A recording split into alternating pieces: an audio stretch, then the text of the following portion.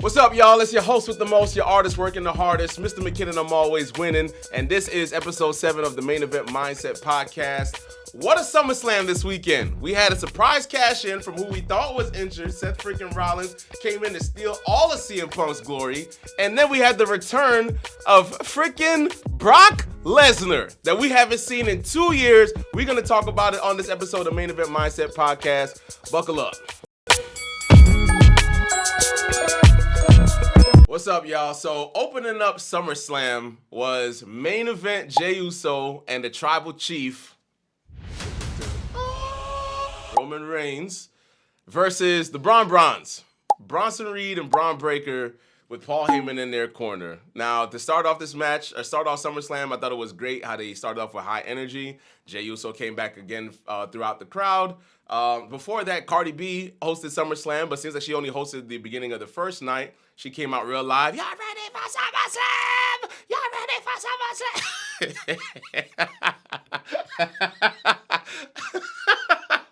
SummerSlam? Are y'all? I'm sorry, Cardi. Oh, man. It was just, you could tell she was really excited. And I appreciate that. You know, they were in MetLife Stadium in New Jersey.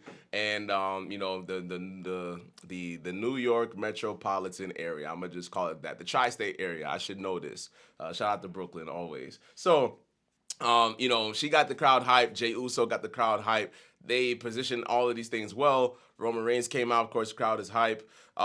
Yeah, so starting off the match, you know, Jey Uso was out here doing his thing, doing all of his, you know, just getting all of his stuff in. The match to me was, the match was fine. The match was good. I really like the fact Roman Reigns gets celebrated more so these days for his selling because he, you know, looks like a dead body when when somebody hits their finish on him. It's like Roman spent so much time on top, he's looking dominant and all these things, but now when he has to give, he's making it, you know, look like death. Like he got hit by a car.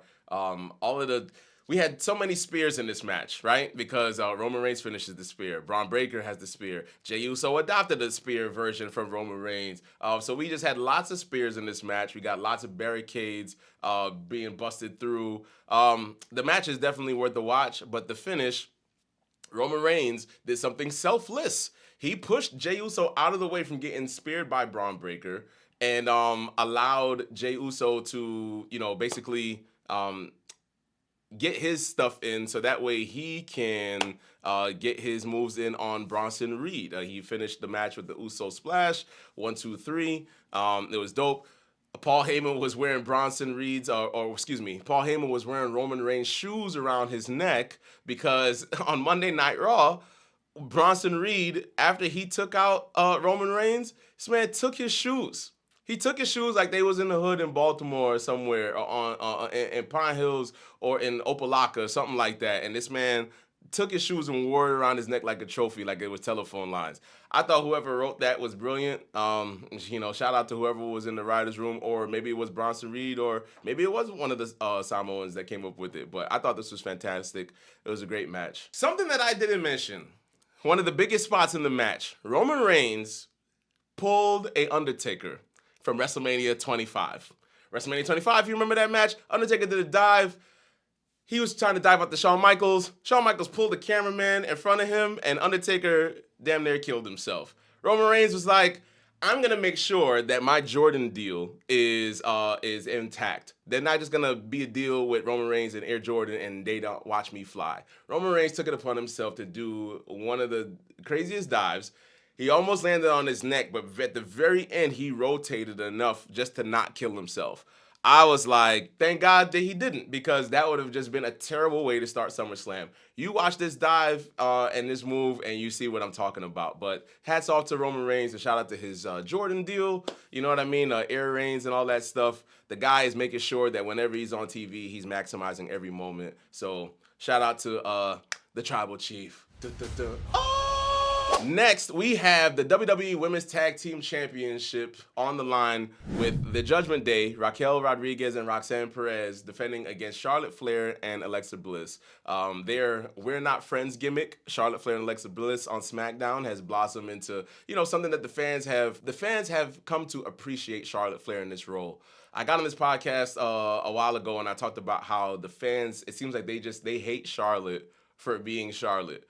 And when somebody's on top and they're infallible and they have this, there's no kink in their armor. You always have a title shot. You always have number one contendership. You're Ric Flair's daughter, so you have to pass that 16-time record and all of these things, right? But Charlotte being a real human, being Ashley Flair, as we saw in the WWE Unreal doc, which I'm gonna do separate podcast about that later. But she, as a human being, fans have taken to her because they've been able to show and see the human side of her.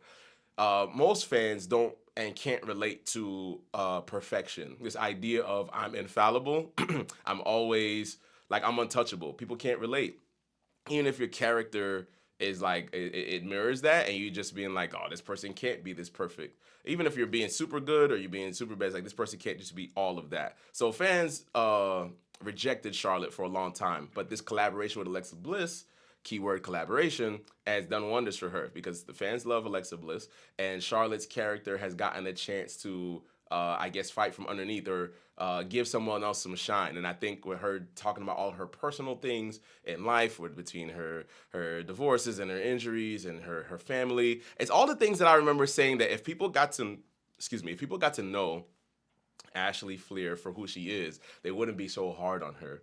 And so now, because she's been able to open up and show all of her flaws, off camera and on camera, depending on the setting, people have taken a liking to her more. So that is why I felt like they were going to win the tag team championships, and they did. This match I thought was great. Roxanne and Raquel, they did an amazing job. Roxanne is a great worker. You had a lot of great workers in this match, but at the end of the day, at the finish, what came is Alexa Bliss accidentally hit Charlotte in the face, and you thought that was going to be the end of the match or that was going to be the breakdown of communication because their whole gimmick is we're not friends. They're warming up to each other, but it's like we don't really like each other. However, when the camera panned and they showed Charlotte's face looking like she was getting ready to take Alexa Bliss's head off while she was setting up Roxanne Perez for the sister Abigail, what you don't see out of the camera shot is Charlotte Flair, looking like she was going to hit Alexa, but she actually kicked Raquel Rodriguez in the face with a big boot, allowing Alexa Bliss to hit the sister Abigail on Roxanne Perez to pick up the 1-2-3, and you have brand new tag team championships, tag team champions. I think this is good for them, for the belts to be on the blue brand, and I also think that this just gives more ammo for when Liv Morgan does return from injury, to how now the Judgment Day lost their tag team championships, but still being in the good graces with Dominic Mysterio, because we're going to talk about that in night 2 recap of SummerSlam. Yeah. All right, so the next match we had Sami Zayn versus Karrion Kross. Now, last time I got on this podcast or on TikTok and I told you guys, enjoy Karrion Kross being at this PLE because we don't know when the next time we're going to see him. Karrion Kross lost to Sami Zayn at Night of Champions in Saudi Arabia, which is his first PLE in God knows how long. And night 1 of SummerSlam, I just knew Karrion Kross was going to win. I just knew that he had to get his lick back. The story that they're telling with Sami Zayn having to admit that Karrion Kross was right if he wins, being that, Sami Zayn does have a dark side and he can't just keep being the good old boy and trying to do things the right, upstanding way and become world champion. It's just not working for him. Sami Zayn would have to admit that if he lost this match. And if Karrion Kross lost the match, then basically he'd have to leave Sami Zayn alone. Karrion Kross has been harassing Sami Zayn for a while, and he hit him in the ribs with the steel pipe multiple times. Sami Zayn was off TV. In the match was fine. But the story that they told was Karrion Kross gonna use the steel pipe, but then Scarlett on the outside had the pipe, and she handed it and slid it to Sami Zayn so that he could embrace his dark side and just admit that it takes more than being good to be the best, to really win and win in a way that matters. You can't worry about the details, right? All of this, like, you got to play up to your dark side is what's very heavily pushed. It feels like on TV these days, not just in WWE, but in a lot of television. This could be like, I'm wearing a Daredevil hoodie right now. But Daredevil's a little bit different. Daredevil, he tries to keep the devil inside suppressed. You know what I mean? He tries to not give into those evil urges of being like, I can't take this all of this red tape with law and all of these different things. Sometimes it don't work. Sometimes you got to shoot straight through and cut through all of the crap to get the job done, right? So I get it. They want Sami Zayn to be the darkest version of himself, and he's like, nah. And he kicked that pipe. He rejected it. He threw it back at Scarlett, and then he still beats Karrion Kross with a haluva kick. 1, 2, 3, clean finish. Now, what this means for Karrion Kross fans and Karrion Kross himself, we don't know. We know that Karrion Kross has gone on record. He usually tries to keep certain things to the vest to protect himself in the business, but he's also built a groundswell of support because of his authenticity and the promos that he's cut on social media. And just seeing his personality and all these things, guys breaking bats between his legs, like real legit bats, and all of this kind of stuff. And just connecting with the audience in a certain way. But he also has, on his trunks, again, the devil right? So again, he's endearing to the fans, but also, playing up that dark side. And Sami Zayn is like, nah, ain't no dark side over here. I'm just straight up. So shout out to Sami Zayn and them telling the stories like good guys can win. But the real story is, can Sami Zayn maintain this character and become world champion? That's really the key. Can you make it to the top of your industry by being a good old boy and doing what you're supposed to do all the time? It's only a handful of people in this business that have been able to do that. John Cena is one of them. But that's for another topic because behind the scenes, people have, been like, he says he's a good guy, but I don't know. Anyhow, Karrion Kross, I really hope that he's able to showcase more of his abilities and skill set the way that he wants to, because the fans want it. And with multiple losses, it's like, what do you do? What do you do with his character? He mentioned that we'll see what happens within the next 30 days in an interview, alluding to his contract, or if he's signing or if he's re-signing. I know it's supposed to be up soon, but for Karrion Kross fans, we'll see what happens. And Godspeed to Karrion Kross. Next, we have Tiffany Stratton, the women's WWE champion, versus Jade Cargill, Jamaica's pride and joy. Vero Beach's, I think she's from Vero Beach. She's from Florida, but she's Jamaican. She came out in this Jamaica-inspired attire, and all I could think was, God bless Jamaica. I'm not Jamaican, I'm Guyanese, but God bless Jamaica, because, I've never visited, but I feel like I want to see where they grow Jade Cargill's at. And I want to experience that for myself. And I've been blessed and fortunate enough to experience some of those things here in Orlando, but I'm just saying. Jade Cargill and Tiffany Stratton. Let's talk about the match now. I can be a professional, I promise. Jade Cargill and Tiffany Stratton, I thought, put on a great match. And here's why. Jade Cargill continues to improve in the ring. A lot of people are still hypercritical of her because of her positioning and how quickly she's gotten where she's gotten. Yes, her aesthetic, her build, her bravado, her character. Those are the things that brought her to the dance. But for wrestling fans, wrestling purists, you want to, you're a bell-to-bell person. You care most about what's happening in that ring. You ain't worried about how good somebody looks. So Jade Cargill, they booked this match in a way, to me, my opinion, I think you book Jade Cargill the way you similarly book a Bill Goldberg match. Short, explosive, to the point, keeping their strengths, highlighting their strengths, hiding their weaknesses.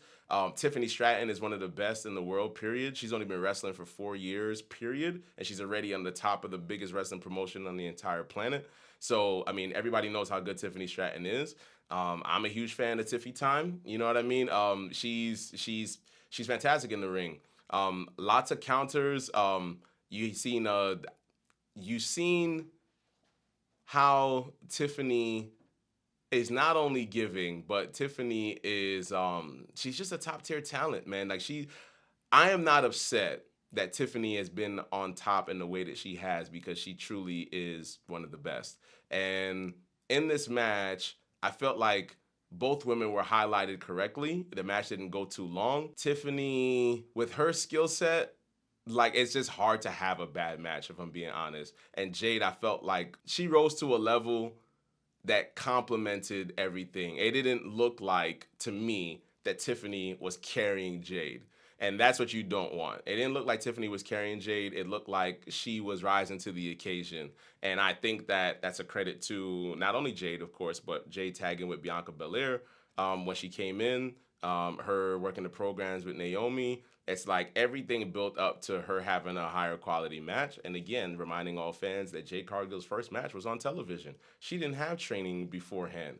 What does that say? You know what I mean? So it's like I am slow to criticize a Jade Cargill because of all of those parameters, and I'm gonna celebrate the improvement because I know that there's little black girls everywhere that's looking at a Jade Cargill like, man, that's what I want to be. And I know there's kids that they don't know the backstory. They don't have having these types of conversations that you and I, the audience, are having. All they see is a superstar that, man, she's in shape, she's tall, she's black, she's beautiful, she's confident. And I'm never gonna root against someone wanting to position themselves to be. I don't know if Jade is positioning herself to be a role model, but I know that she carries herself in a way that I know that that girls will look up to her, and that's why I'm so pro Jade. So with all of that being said, Jade didn't get the W in this one, which is completely fine.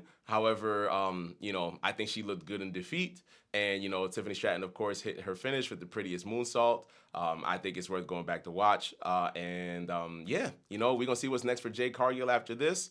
I think that she's better served as a heel, to be honest, because I feel like as inspiring as she can be, like her promotion, like her promo at the end of Night of Champions, however long ago it was. But I think that a heel run with Jade is going to give her the ammo to be able to tell people how she really feel at all times. And I think that she's going to shine more once she gets that space to do so. Next, we have the match that everybody's been waiting for. Randy Orton and Jelly Roll versus Drew McIntyre and Logan Paul.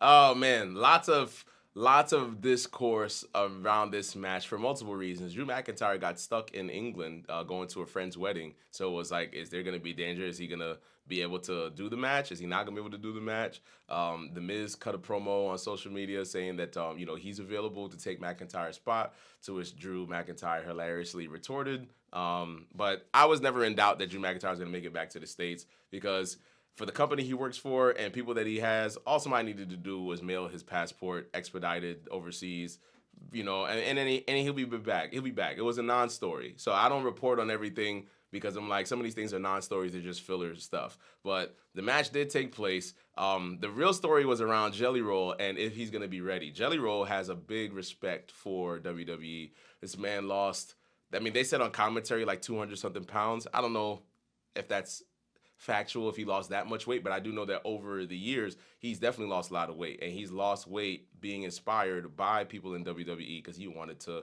put in a match and he's been lobbying for it, and then he got in position, and shout out to them. I'm a big fan and promoter of weight loss and fitness and just getting your mind and your body right, because a lot of wrestling fans, people in this country, obesity is sky high, you know what I mean, and it doesn't need to be that way.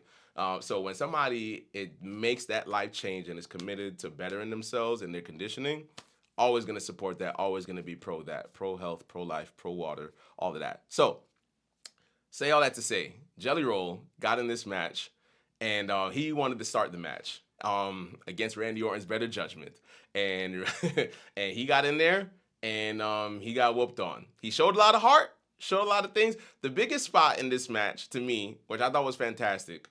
More respect to Jelly Roll. Jelly Roll was on the outside, getting beat up by McIntyre and Logan Paul. He's laying on the announce table. Logan Paul gets his 2 Prime energy drinks, and then he smashes them together like he's Stone Cold Steve Austin, and he does a twisting frog splash from the top rope in the ring to Jelly Roll on the outside on the announce table. the table implodes. It looks crazy. It was fantastic. And then he got the social media Ray Bans. I don't know what Logan Paul be wearing, or you can see from his point of view. I need to watch that over. But either way, Logan Paul's always doing stuff with social media, with drones, and with cameras in his lenses or contact. I don't know what he got going on, but that spot looked fantastic. Jelly Roll also ate another Claymore in this match. Then he got low down. And I don't feel like D'Lo Brown is brought up enough. Every time Logan Paul does his frog splash, I think of the lowdown, and I think D'Lo Brown deserves his props. D'Lo Brown was very popular in the Attitude Era. Well, the Attitude Era was very popular because we had social media. But D'Lo Brown did a unique frog splash. He's gone on to be a chef, and he's unproblematic. You don't hear about D'Lo Brown at all in the news. But when I see somebody from the Attitude Era getting promoted or that time, it's my job to bring y'all the historical facts. Look up D'Lo Brown. Shout out to him. But Drew McIntyre and Logan Paul won this match. I thought Randy Orton and Jelly Roll was gonna win. I thought that Jelly Roll was gonna win with the choke slam and send everybody home happy, but it was not to be. But again, Jelly Roll did his thing. Randy Orton again hit wonderful RKOs on McIntyre and did what he could. But eventually, Jelly Roll's anger got the best of him, and that's why they lost. So we'll see what happens next for Jelly Roll, and just keep watching WWE TV. Next, we have the closing of Night 1. CM Punk versus Gunther for the World Heavyweight Championship. I had Punk winning this match because it just felt like it made sense. And here's why. I'll tell you when we get to the finish. So this match went on a long time. Longer than it probably should have, in my opinion. But I also understand Gunther is a throwback wrestler. Everybody loves Gunther if you're a mat technician. If you're a mat-based fan, Gunther, you could plug him in any era. In the 70s, 80s, 90s, 2000s, Gunther's going to stand out in each of those eras. He's a classic. He's a throwback. He just is. He high fives. He does the splashes. His chops are insane, and that is what was really the story of this match. Him beating CM Punk down, like taking all the life away from his body. Both of them chopped each other so much they were bleeding from their chests. I've never been slapped in the chest to the point where blood was coming out of my body. I just feel like at that point, we ain't wrestling no more. We gotta fight. You're doing too much. Oh, man. But shout out to them. The match, again, like I said, it went a long time. The real turning point of the match was when CM Punk did some maneuver that sent Gunther over the table, slammed his head on the announce table. And when Gunther came from underneath the announce table, this guy was covered with the Crimson Mask. He was bloodied up. It was a la JBL in an I Quit match, or a la Eddie Guerrero against JBL. It was a sea of blood, and that's when the match started to turn around because CM Punk was working from underneath most of the time, and CM Punk had to hit 2 GTSs to get the pin, the 1, 2, 3. CM Punk is your brand new World Heavyweight Champion. They were allowing CM Punk to celebrate and breathe and have his moment. And I told myself, this is going on quite a long time. They could have showed the logo and had this go off on TV. CM Punk is like lifeless. 30 minutes. This guy had the life beat out of him. No energy at all. Out of nowhere. Burn it down. Coming through like a freaking boss battle. Final Fantasy VII Midgar. That's just me being a nerd because I've been a nerd. But Seth Rollins comes out on crutches. Seth Rollins has the briefcase, and he goes, "Hold on to that title as long as you can." And then he turns around as if he's gonna leave, and then Paul Heyman, he steps to the side as if he's clearing the path. Seth Rollins stands there, throws the crutches to the side. Crowd loses their minds. Seth Rollins goes down to the ring, says, "I'm cashing in my money in the bank." Crowd is going absolutely nuts. He hit CM Punk in the face twice with his briefcase, beat him down, and then they rang the bell, curb stomped him, 1, 2, 3. Seth Rollins is your new World Heavyweight Champion. Here's why I wasn't surprised. Because it was reported that Seth Rollins injured himself in a match against LA Knight at Saturday Night's main event. They had to call an audible. LA Knight wins with the BFT. 1, 2, 3, right? We ain't seen Seth Rollins on TV. Came out that he sustained some kind of injury, but what ended up happening is that there was a report from John Pollock, who's a credible wrestling source, and he said that he was told that 2 days before Saturday Night's main event to expect an injury angle with Seth Rollins, and he's not the type of person that will just pull something out of thin air like that. And so when he did that, for me, it just created a whole lot of questions. And it just created a whole lot of like, something's not right here. It's just way too perfect. And then so Seth Rollins was on social media, or rather Becky Lynch was posting pictures of her on crutches, or excuse me, posting pictures and videos of Seth Rollins on crutches. Seth Rollins showed up in crutches the next day to the Evolution taping for the women's pay-per-view. So they were working everybody, They say kayfabe is dead, but they were working everybody in the business and outside of the business. If John Pollock doesn't say what he says, there might still be some questions around it. But boy, they played the fans and they played everybody, and it made for an amazing end reaction. The CM Punk Seth Rollins story continues because Seth Rollins wants blood. He cannot stand CM Punk for all of the years that CM Punk was trashing WWE while Seth Rollins was defending the company's honor and the banner, waving the banner and the flag, and CM Punk was trashing them, and he will not let that go. And so, Seth Rollins said that as long as he's breathing, he will not be world champion, and he stuck true to his guns. He let him win the title, but he let him have it for 5 minutes, thinking that he just made it across the finish line, and Seth Rollins was there to snatch it all away. He was just there to say, just like how CM Punk left in 2011, to kiss your title dreams goodbye. And that's how SummerSlam Night 1 went off the air.